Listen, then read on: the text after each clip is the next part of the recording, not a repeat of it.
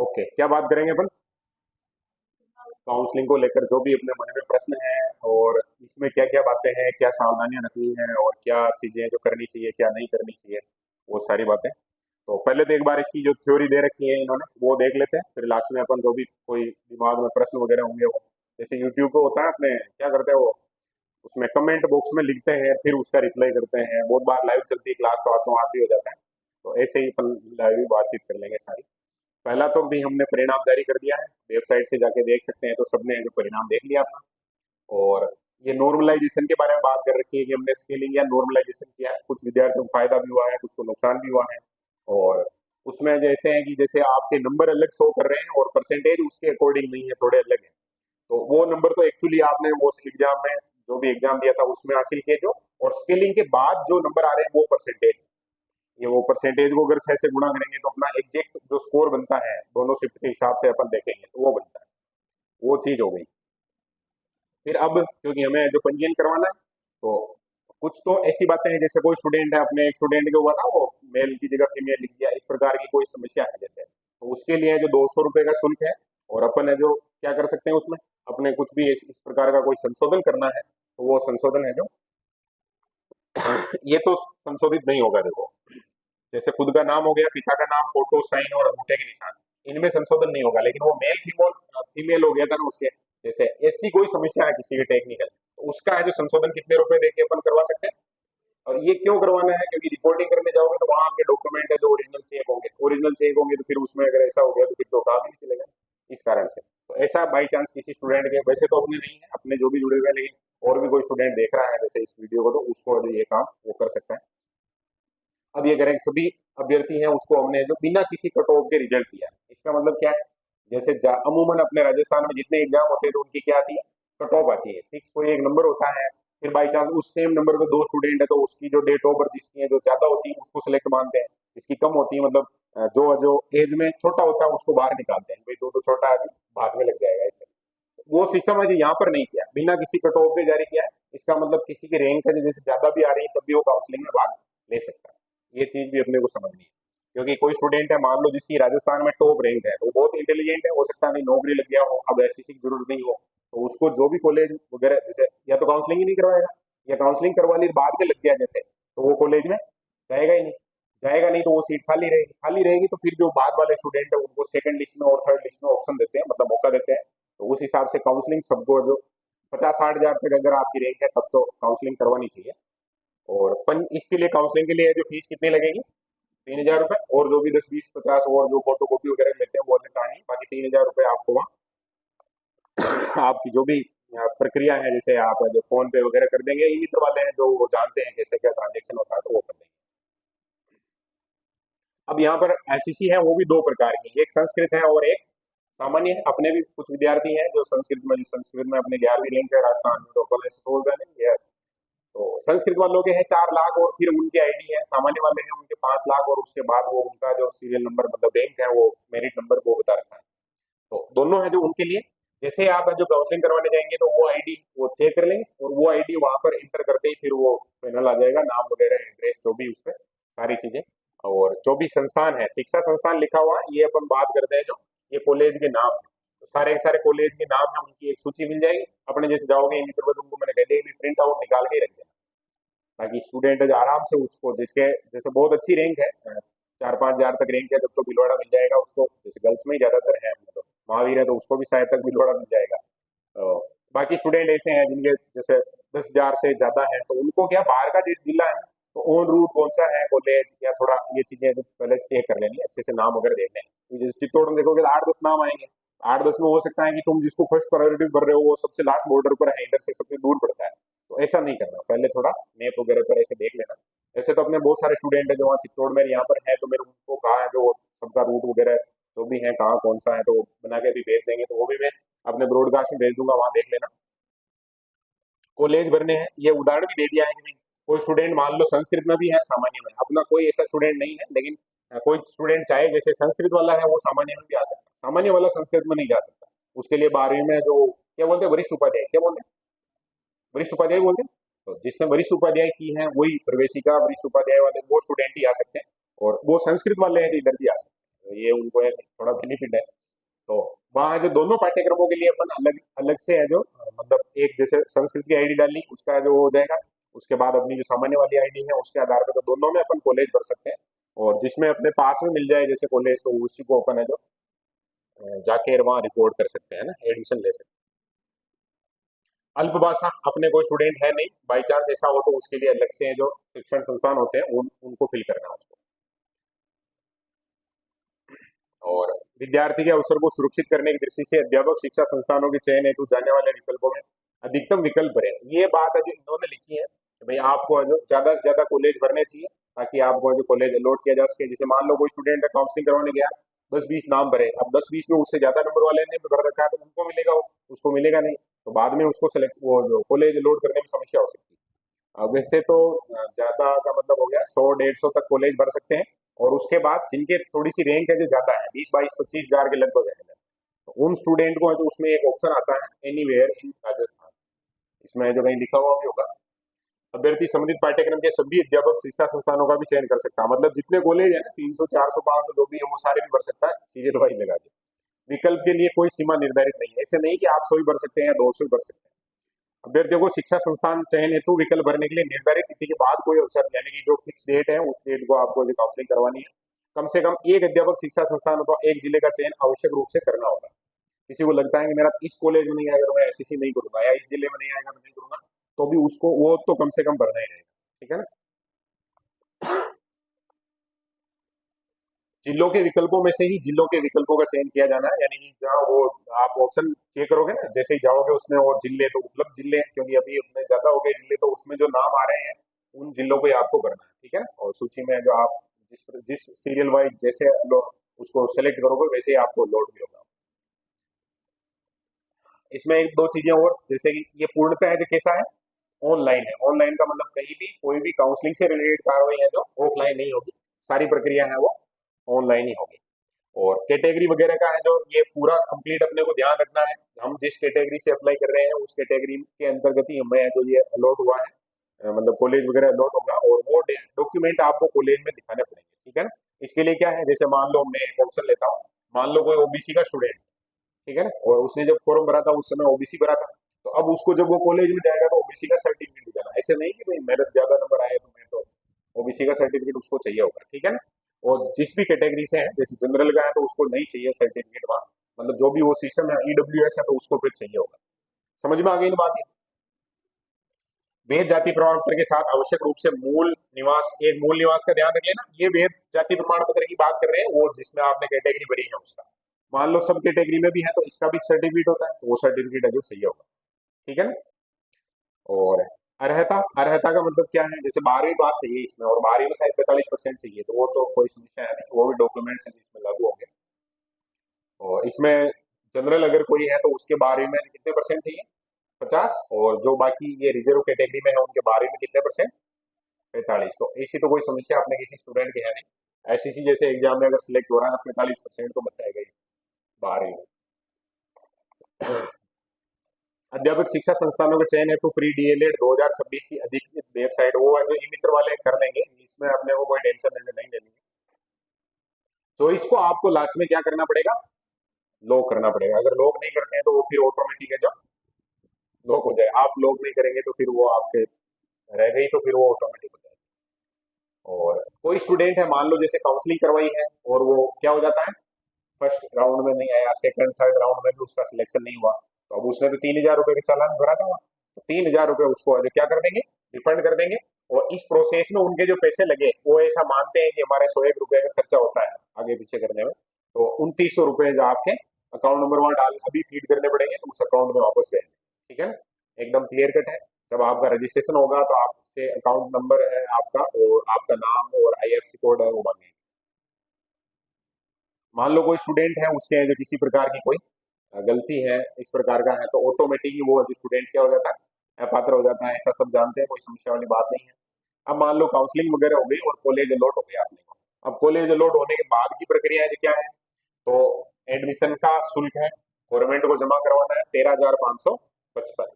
3,000 तो पहले जमा करवा दी, और ये 13,555 है जो बाद में आपको जमा करवाने। सत्यापन होने के उपरांत अपवर्ड मूवमेंट कर सकता है। एक बात और क्या लिखी है कि जैसे मान लो आपको जो आपने कॉलेज भरे जैसे, और आपको ये चौथे नंबर का कॉलेज मिला फर्स्ट राउंड में, ठीक है। अब आपको लगता है कि इससे ज्यादा बढ़िया मेरे जो तीसरा नंबर का कॉलेज हो सकता था, तो अपवर्ड मूवमेंट का जब ऑप्शन देंगे तो वहां आपको जो अपवर्ड मूवमेंट पे ओके करना है। ओके करोगे, अगली बार में यहाँ अगर सीट खाली है और उसमें और कैंडिडेट नहीं आ रहे हैं तो आपको जो इसके बजाय ये कॉलेज मिल जाएगा, और आपको अपने डॉक्यूमेंट्स वहां से फाइल, इस कॉलेज से फाइल ले जाके और यहाँ जमा करवानी है। पैसे अलग से जमा नहीं करवाने, वो पैसे ऑटोमेटिक ये कॉलेज वालों के आपस में संपर्क रहता है तो ये वहां से कर देंगे। समझ में आ गई नहीं ये बात? ये अपवर्ड मूवमेंट वाली कहानी है। जैसे अपने वो प्राची, उसका डूंगरपुर आ गया था लेकिन बाद में कोटा हो गया था, तो वो अपवर्ड मूवमेंट के तहत हुआ। फिर डीएलएड पाठ्यक्रम के प्रवेश के लिए समय समय पर राज्य सरकार, एनसीटी और सक्षम अधिकारी है जो आदेश देते हैं, वो आदेश लागू होते हैं। इसमें कोई समस्या वाली बात नहीं है। अभ्यर्थी के दस्तावेजों के सत्यापन की पूर्ण जिम्मेदारी, यानी 100% रेस्पॉन्सिबल कौन है? अध्यापक शिक्षा संस्थान है, जो जहाँ पर कॉलेज है अपना, वो जो पूरी तरह से अथोराइज है कि आपका डॉक्यूमेंट वेरिफिकेशन करें। और निर्धारित तिथि तक अगर कोई स्टूडेंट है जो रिपोर्ट नहीं करता, मान लो जैसे आपको 20 तारीख दी गई, 20 तारीख तक आपको अंतिम कॉलेज में जाना, और आप जो घूमने चले गए 21 तारीख को वापस आए गए और मैं आइयो हमारा नंबर है, तो फिर वो आपके हाथ जोड़ के कहेंगे पानी वानी पी लो आराम से और फिर वापस कर दो। समझ में आ गई? वहां एडमिशन नहीं होगा, मतलब निर्धारित तिथि के बाद है जो ऑटोमेटिक है जो प्रवेश क्या हो जाएगा, बोलो, निरस्त हो जाएगा। अपने ऐसा करना नहीं है। अपने देखो सीधी कहानी है कि चीजें जब समझ में नहीं आ रही तो बढ़िया समझ लो, और समझ में आ गई तो उसको एग्जीक्यूट भी कर देना। यानी आज जैसे हमने काउंसलिंग की बातचीत कर ली तो कल काउंसलिंग करवा दो। और काउंसलिंग जब करवाओ तो एक चीज ध्यान रखना है कि अपने क्या ज्यादातर अपने स्टूडेंट है उनका सिलेक्शन होता है ज्यादा, तो वहां जाके एकदम ट्रैफिक क्रिएट नहीं करना है, क्योंकि वहां वो एक ही है काम करने वाले, तो आपस में भी समन्वय रखना है। और जैसे डॉक्यूमेंट्स वगैरह हैं या उनसे जैसे बात कर सकते हैं कि भाई नंबर आए उस समय फोन कर देना, ऐसा जो संवाद किया जा सकता है। अगर किसी के पास नंबर नहीं है मराठी के, मेरे मैसेज करना, मैं भेज दूंगा, ठीक है ना। और आपस में भी ऐसे जैसे आसपास में रैंक है, सहेलियां हैं जैसे बढ़िया, तो उनको एक कॉलेज जैसे मिल जाता है तो आने जाने में बहुत जगह है जो बेनिफिट रहता है। एक और एक 11 का मुहावरा ऐसे ही नहीं बना, तो ये चीज भी की जा सकती है। कॉलेज वगैरह भरो तो उसमें थोड़ा ये चीजों का ध्यान रख के और भर सकते हो। अब इसका काउंसलिंग का कार्यक्रम क्या है, उसकी डेट वगैरह क्या है, जो बात कर लेते हैं। तो अगर आपको जो सुधार वगैरह करवाना है तब भी आप 16 तारीख तक सुधार करवा सकते हैं। आज 12 तारीख है, तो 4 दिन का समय अपने पास और है। फिर ये पंजीयन है जो 3,000 रुपए अपने को जमा करवाने हैं, ये भी कितने तारीख तक जमा करवाने हैं? 16 तारीख तक ही जमा करवाने हैं, ठीक है। और ये कॉलेज वगैरह जो भी भरने हैं वो सारा काम है जो लास्ट डेट क्या है, 16 है, आज 12 तारीख है, तो आपको जो 13 और ज्यादा से ज्यादा 14 तारीख तक इसको क्लियर कर देना। 15 को तो करना ही है, ऐसे नहीं कि 16 तारीख लास्ट है तो अपन 16 तारीख को शाम को चलेंगे। बाई चांस है जो समस्या आ गई, ये क्या कि सरकारी पोर्टल है इनमें समस्या आती है, न जाने क्या बीमारी है, इसको क्लियर कर लेना। और कॉलेज है अपने को मिलेगा किस दिन, मतलब उसके अलॉटमेंट की सूचना मिलेगी अपने को 20 तारीख को, 20 जून के दिन अभी रिजल्ट आ जाएगा। और उसमें वही जैसे अभी रिजल्ट देखा था ना, रोल नंबर और अपना वो डे वो भी डालते ही वो नाम आ गया, मतलब जो भी वो स्कोर कार्ड आ गया, ऐसे कैसे ही वापस वो सेम ही प्रक्रिया रहेगी। उसमें अपन जैसे अपने रोल नंबर वगैरह लगाएंगे तो उसमें कॉलेज का नाम आ जाएगा कि आपको ये संस्थान है जो अलॉट किया है। एक अलॉटमेंट लेटर भी आएगा पूरा, जिस तरह से अपने को प्रिंट करवाना है। आगे की प्रक्रिया भी दे रखी है वैसे। आपको जो स्वयं उपस्थित होकर आवंटित अध्यापक शिक्षा संस्थान में है जो रिपोर्टिंग करना, रिपोर्टिंग करने को समझ गए, वहां जाके जैसे पत्रकार रिपोर्टिंग करते हैं वैसे नहीं करनी। आपको डॉक्यूमेंट लेके जाना है वहां पर, और वो सीरियल वाइज जैसे लाइन वाइन लगा देंगे, या जैसे स्टूडेंट ज्यादा नहीं आए तो वहाँ पूरा उनका एक वो स्टाफ वगैरह बैठा हुआ होगा, जाके अपने को बताना है कि ये रिपोर्ट मेरा वो अलॉटमेंट लेटर है, मुझे आपका कॉलेज मिला है, एडमिशन लेना है मुझे। फिर वो प्रक्रिया जो भी डॉक्यूमेंट चेक करना, एडमिशन की प्रक्रिया करके और फ्री कर देना आपको। ये है जो 29 जून तक है, इसमें थोड़ा ज्यादा टाइम दिया है ना, क्योंकि मैंने कहा ना कि घूमने चले गए जैसे, तो घूमने जाने वाले भी आ जाएंगे 29 तक तो, और ले लेंगे एडमिशन। थोड़ा 8-10 दिन का टाइम दे दिया है। दस्तावेज वगैरह है, ऑनलाइन सत्यापन है, वो जो कंप्लीट 29 जून तक करना है अपने को। और प्रवेश स्लिप भी, जैसे आपका एडमिशन आप गए संस्थान में और एडमिशन हो गया है तो वहां से आपको जो क्या मिल जाएगी, एडमिशन स्लिप मिल जाएगी, यानी वो साइन करके देंगे कि भाई इसके हमने दस्तावेज चेक कर लिए, सब कुछ ओके है और हमने यहाँ इसका एडमिशन कर लिया। वो फिर आपको संभाल के रखनी है, वो जो काम आएगी आप। और कक्षाओं का आरंभ है 1 जुलाई से, सत्र शुरू हो जाएगा अपने कितनी तारीख से। अब इसके बारे में क्योंकि हम अभी कैमरे पर बात कर रहे हैं तो बात नहीं करते हैं, बाकी दुनियादारी है वो जानते हैं, कोई समस्या वाली बात नहीं, एक क्लासें चल जाएगी और जो भी कहानी है वो चलता रहेगा। फिर अपवर्ड मूवमेंट के लिए ऑप्शन देंगे अपने को 3 और 4 तारीख, 2 दिन में अपने को अपवर्ड मूवमेंट का ऑप्शन है जो फिल करना है। जैसे मान लो अपना पसंद, वो बता दी मैंने बात, पसंदीदा कॉलेज नहीं मिला तो अपन अपवर्ड मूवमेंट करवा सकते हैं। और अपवर्ड मूवमेंट हो गया, जैसे 4 तारीख को भरा, 7 तारीख को है जो उसका रिजल्ट आ जाएगा कि आपको कॉलेज चेंज हुआ है या नहीं हुआ है, ठीक है। और जैसे चेंज हुआ है, मान लो किसी को जो 4 नंबर वाला कॉलेज मिला था पहले, अब 3 वाला मिल गया है, तो 3 वाला मिल गया है तो उसमें जाना है उसको कितनी तारीख तक, 9 जुलाई तक, वहां से डॉक्यूमेंट लेके वहां पहुंचना। और ये सत्यापन है वो भी जैसे 9 तारीख तक पहुंचना है तो 9 तारीख से पहले पहले उसको जो वापस ऑनलाइन जो पोर्टल होता है वो जो कॉलेज वाले हैं वो कर देंगे उसमें, ठीक है। अब है 13 नंबर पे जाके लिखा है कि कौन सा अलॉटमेंट, क्योंकि पहले मान लो जैसे सारी की सारी सीटें हैं उसमें जो स्टूडेंट है उनको कॉलेज अलॉट करेंगे, लेकिन जरूरी थोड़ी है कि जितने स्टूडेंट है वो सब एडमिशन ले लेंगे। कुछ ने तो अभी बहुत सारा ले लिया होगा उधर, उनको सहूलियत लगती है कि उधर ज्यादा बढ़िया है, तो ऐसे एडमिशन वाले हैं वो नहीं आए, तो उनकी जो सीटें खाली रहेगी उस पर दूसरी सूची आएगी, कितनी तारीख को आएगी, 13 जुलाई। तो जिनकी रैंक 20,000 और इसके आसपास है, जैसे 20 से 25,000 के बीच में है, तो उनको 13 तारीख का इंतजार। 13 तारीख को जैसे आएगा, जैसे मेरा सिलेक्शन हुआ तो सेकंड लिस्ट में हुआ, मतलब फर्स्ट राउंड में उस समय 8-9 हजार सीटें थी, मेरा नंबर 480 थे, लेकिन वही है कि 480 से ज्यादा वाले तो 8-10 हजार तो हो सकते हैं, उस समय इजी भी आते थे होंगे पेपर। तो फिर सेकंड लिस्ट में जब रिजल्ट आया तो फिर कोटा में कॉलेज मिला था। अब यहाँ जैसे 13 तारीख को रिजल्ट आ गया, कॉलेज वगैरह मिला है नहीं मिला, तो इन 13 तारीख वालों को, यानी कि जो सेकंड चरण में जिनको कॉलेज मिला है, इनको रिपोर्ट करना है, मतलब पेमेंट करना है, कितनी तारीख तक बोलो, 19 तारीख तक। और रिपोर्टिंग है उसकी लास्ट डेट हो गई इनके लिए 20 तारीख, 20 जुलाई तक उनको है जो कॉलेज में जाना है। फिर ये सत्यापन वगैरह 20 तारीख तक होगा, इनका स्लिप मिल जाएगी इनको। अलॉटमेंट सूची तृतीय चरण की आएगी, फिर इसमें भी खाली रहेंगे क्योंकि कुछ बच्चे हैं जैसे फर्स्ट लिस्ट में नहीं मिला और जगह एडमिशन ले लिया, उनकी सीटें खाली रह जाएगी, तो फिर तीसरी सूची आ जाएगी कितनी तारीख को, 22 तारीख को। इनको 27 तारीख तक है जो कॉलेज में जाना है, 28 तारीख तक इनका जो रिपोर्टिंग का जो लास्ट रहेगा, 28 तारीख तक इनको रिपोर्ट करना है। ये अपने बीएमओयू ने काफी बढ़िया तरीके से व्यवस्थित सिस्टम सिस्टम बना दिया इसका, इतने देर तक ये होगा पूरा टाइमलाइन, पहले जो पता ही नहीं चलता था कि क्या है क्या नहीं है। और ये स्लिप वगैरह 28 तक हो जाएगी। अभ्यर्थी को शुल्क, अब 3 लिस्ट के बाद और लिस्ट नहीं आएगी, है ना, तीसरी लिस्ट में भी जैसे कोई रह गया तो अब वो सीट है जो खाली रहेगी। कुल मिलाकर अब है जो पैसे वापस मिलेंगे जिन्होंने काउंसलिंग करवाई है। तो प्रवेश प्रक्रिया कंप्लीट हो गई, जैसे मान लो 28 तारीख को, अब 28 में जोड़ लो आप 45 दिन, और 45 वर्किंग डे, कार्य दिवस का मतलब होता है संडे मंडे को छोड़, वो संडे को छोड़ना पड़ेगा जब भी छुट्टी रहती है उसको, 45 वर्किंग डे में आपके खाते में जो वापस 3,000 रुपए आ जाएंगे। तो ये हमने जो बातचीत कर ली, इसमें कोई ऐसा रॉकेट साइंस वाली तो बात नहीं है, फिर भी हमने बात की तो थोड़ा दिमाग में बढ़िया से क्लियरिटी आ गई कि हाँ इस प्रकार की कहानी है अपने, और ये चीजें अपने को ध्यान रखनी। अब कुछ रिपोर्टिंग से रिलेटेड जो बातें हैं वो अपन कर लेते हैं।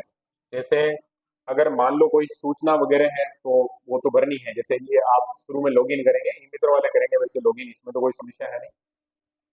और अंतरिम पत्र प्राप्त होता है, इसको बोलते हैं प्रोविजनल लेटर फॉर रिपोर्टिंग। ये एक पत्र मिलेगा जिसमें कॉलेज का संस्थान का नाम होगा और आपका नाम होगा कि भाई संस्थान में आपको जो सीट अलॉट हुई है।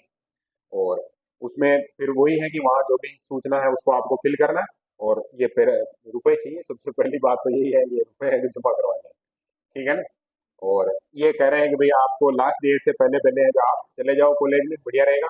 और ऐसे डॉक्यूमेंट जो आपको वहाँ है जो एक तो लॉगिन में अपलोड करने और वहाँ कॉलेज में लेके जाने, तो वो क्या क्या है, तो देखो, एक 10वीं की मार्कशीट जहाँ से डेट ऑफ बर्थ वगैरह चेक होगी आपकी, 12वीं की मूल अंक तालिका, अब इन्होंने मूल लिखा है ना, इसका मतलब स्कूल वगैरह है जो भी अपना जाके गया ना, और जो लेके आ गए तो बहुत बढ़िया बात है।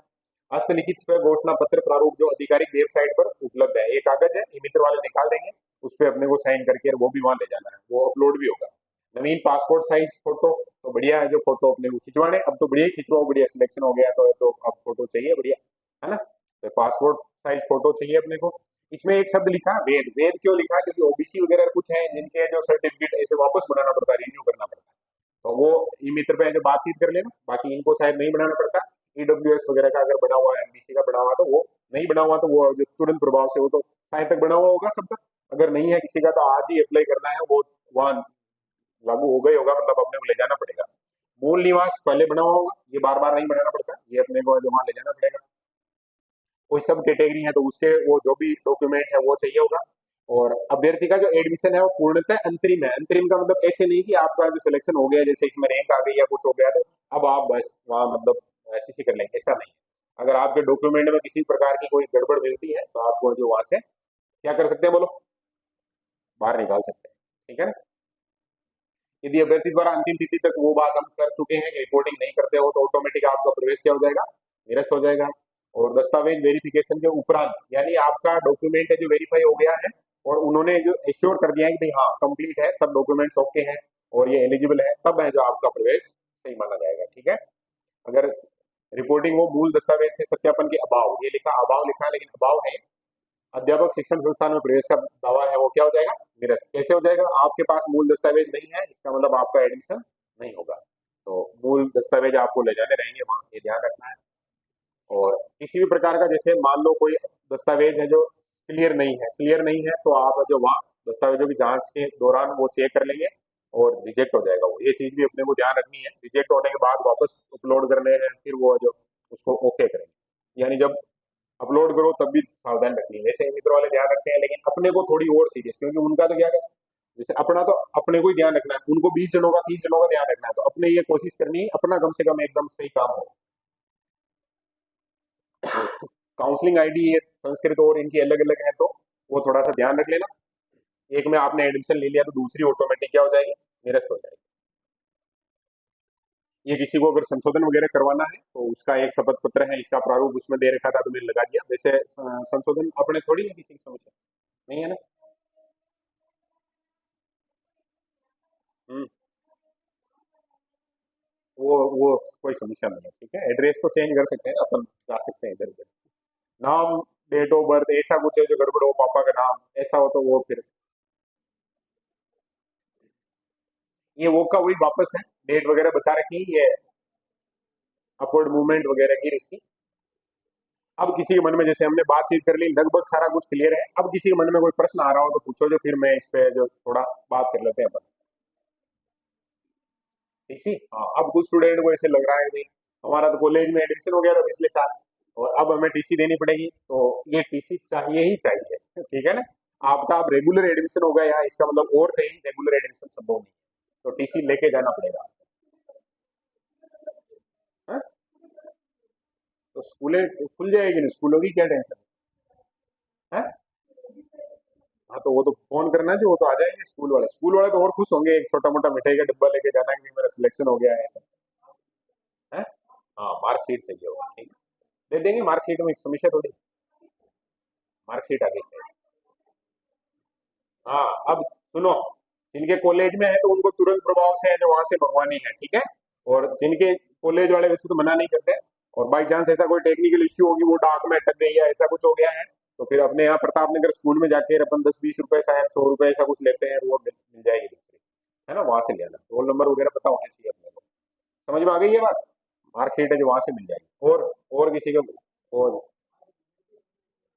क्या एमडीएस में पढ़ा 12वीं का, हाँ तो उसी की तो कह रहा हूँ मैं। मान लो जैसे कॉलेज में जाना, जांच करना, वहां मिल जाए तो बहुत बढ़िया, नहीं मिला जैसे तो वहां से डुप्लीकेट निकल जाएगी।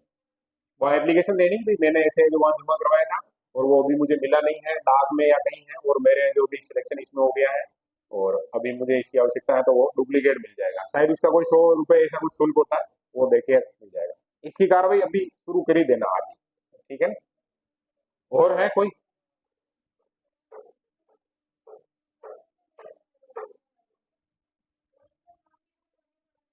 तो मैं कह रहा हूँ कि कॉलेज में जाकर लेके आनी है।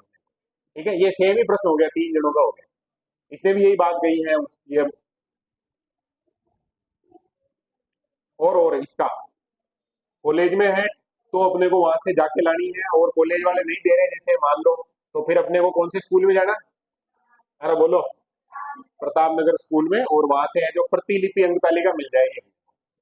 अंक तालिका की क्या मिल जाएगी, प्रतिलिपि मिल जाएगी। और कॉलेज वाले हैं उनको जाके फिर अपने को ये प्रतिलिपि जमा करवानी है, बाद में भी जैसे ही आएगी मैं ओरिजिनल जमा करवाऊंगा। और एक चीज है देखो, कोई स्टूडेंट मान लो कोई एक आध डॉक्यूमेंट से इधर उधर हो गया है, तो जैसे टेंशन लेनी नहीं है। वहां जाओगे एक शपथ पत्र बना के ले जाना, 50-55 रुपए का, यहाँ से स्टाम्प 50 रुपए की स्टाम्प है, ठीक है ना, कि भाई इस कारण से ये डॉक्यूमेंट मुझे है जो मेरे पास अभी नहीं है, और मैं इसको आपको जितने दिन में वो आने वाला है, जैसे कॉलेज में जाओगे तो वो बता देंगे नहीं 7 दिन में, 10 दिन में, 20 दिन में, जो भी है, तो कॉलेज वालों को ऐसे भी मैं आपको अनिवार्यतः ये जमा करवा दूंगा इतने दिन में। तो वो एडमिशन है जो मान लिया जाता है, कोई समस्या नहीं है। नौकरी में ही मानते हैं, जो फाइनल नौकरी देते हैं उनमें कोई समस्या होती है, 50 रुपए के स्टाम्प पे ओके हो जाता है। मान लो अपने कोई नाम वगैरह में भी गलती है, आधार कार्ड में इसमें मैच नहीं कर रहा है, ऐसा भी कुछ है, तो शपथ पत्र देना बस, और कोई समस्या नहीं आती। ठीक है ना? और किसी को कोई प्रश्न हो इससे रिलेटेड? क्लियर है? तो अब बताओ, देखिए डेट है जो अपने, कितनी है काउंसलिंग, लास्ट डेट कितनी, 16 तारीख तक कंप्लीट करना है। ठीक है? कॉलेज की लिस्ट कहाँ मिल जाएगी?